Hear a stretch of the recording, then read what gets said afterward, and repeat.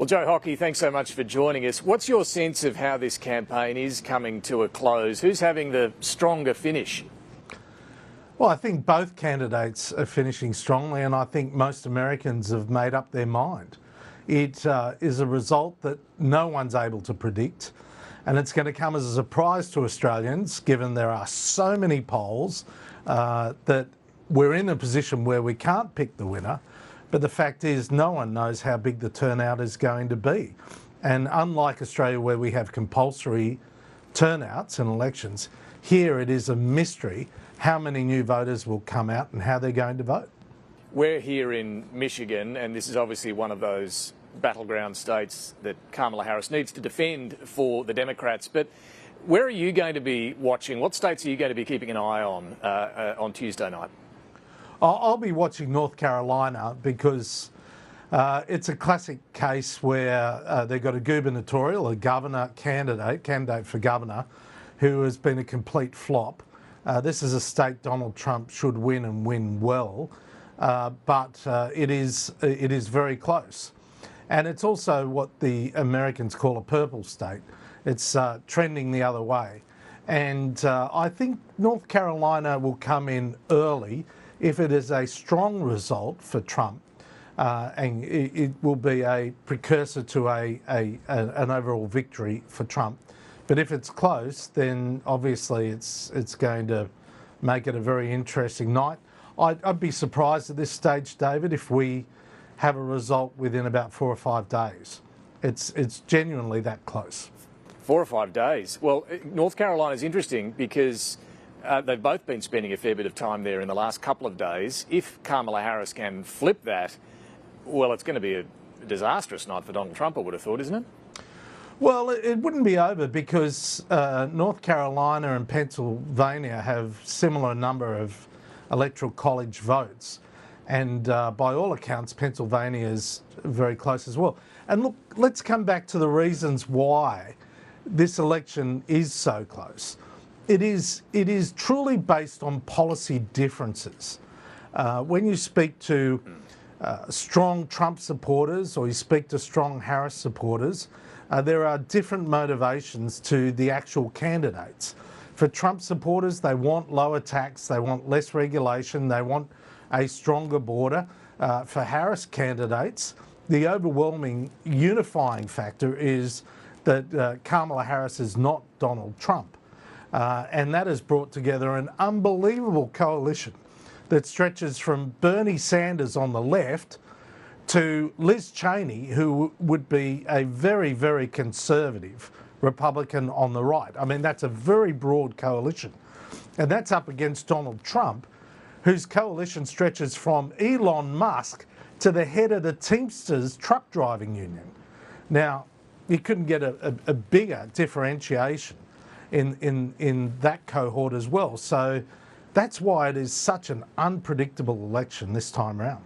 Well, those policy differences will matter enormously for the world as well. And I want to ask you about them, particularly the economy, whether it's the global trading system and the threat of more tariffs here in the United States, or indeed what their plans might mean for global growth. I know you have some concerns around what the two sides are taking to this election in terms of the economy. What worries you?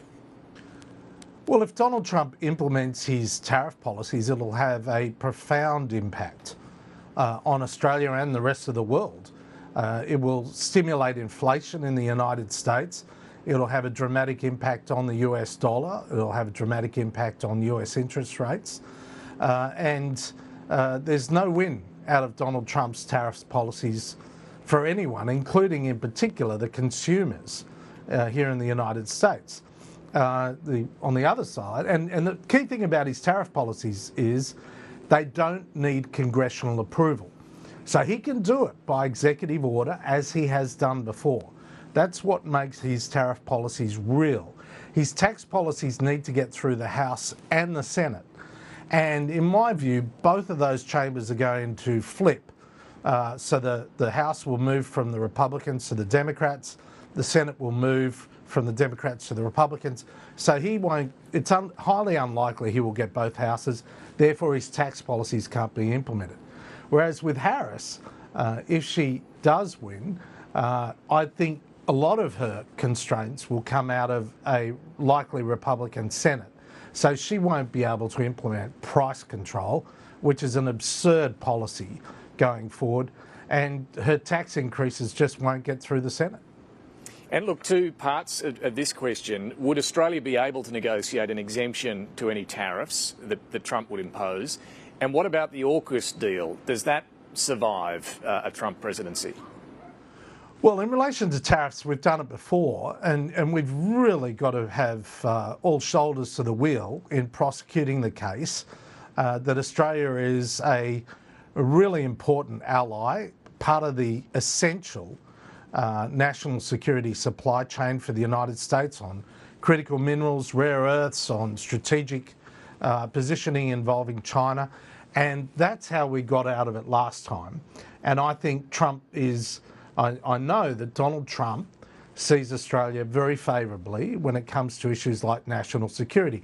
I think that'll flow through to AUKUS, that he won't want to change the relationship with AUKUS. He will, however, put a greater priority on building up the US defence system, its reservoir of not only talent, but also importantly the hardware, be it F-35s or Virginia-class subs. So it might mean that we go down the pecking order on the Virginia-class subs, but again, it will rely heavily on our advocacy with Trump. With Kamala Harris, there'll be a greater focus on Europe and the Middle East than there will be on the Pacific, in my view. There might not be the same US military build-up, but whatever the case, I think we'll be in a good position with Harris as well. When it comes to those nuclear subs, I mean, are we lacking leverage here? Australia really needs whoever is the president to agree to sell those Virginia-class nuclear subs to Australia. Are we in a weak bargaining position? It sounds like you're suggesting we might have to throw more money into the industrial base in the United States. Well, I think it's a balancing act. Firstly, we've got to see, in the case of Trump, who he appoints into the key positions like Secretary of State and Secretary of Defence. I have a feeling that they're going to be positively disposed towards Australia. That's a good starting point. Obviously, Trump sees China as the main adversary of the United States rather than Russia or even threats in the Middle East. And because he sees China as the biggest threat to US economic and national security, I think we'll be able to leverage up our relationship with him to make sure that we're at the right point in the queue for the Virginia-class subs. With Harris, it's always been the case that they're... Sorry. Well, I was just going to say, when we look at that relationship with China and our own backyard, the Pacific, climate change matters a great deal to the Pacific. It's their number one issue, number one concern. If Donald Trump were to come good on his threat to walk away from the Paris Agreement, drill, baby, drill, as he says, does that weaken the US position in the Pacific and strengthen China's hand? Well, diplomatically it may, but we can't afford to have a weak United States in the Pacific. And it means that we have to double up our efforts to engage with Pacific Islands and with some of our neighbours to the immediate north. But at the end of the day, the thing about Donald Trump is he's not afraid to exercise power, and he's not afraid to threaten to use power. And if he does that, then it actually emboldens Australia's position. It doesn't weaken it, because it means we have an entry point into that unpredictable power that others don't.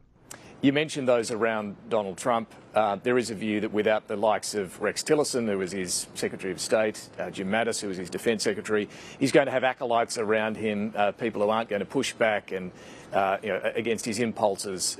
What do you think? Is that a legitimate concern? No, it isn't, because they need to get Senate endorsement. And even though there might be a majority, or there's likely to be a majority of Republicans in the Senate, it won't be an easy chamber for Donald Trump. And the senators do have that massive power of confirmation. So they would want to know that the president has people who are capable, particularly in the key positions of State, Secretary of State, Secretary of Treasury and Secretary of Defence. And look, you know, some of the people that were there last time that did survive the Trump presidency, like Steve Mnuchin, Bob Lighthizer, or you know, Mike Pompeo in particular, Robert O'Brien, those people will be either directly in those positions or in that orbit of Donald Trump next time round. And I'll just say this, Donald Trump 2.0 won't be a hell of a lot different to Donald Trump 1.0.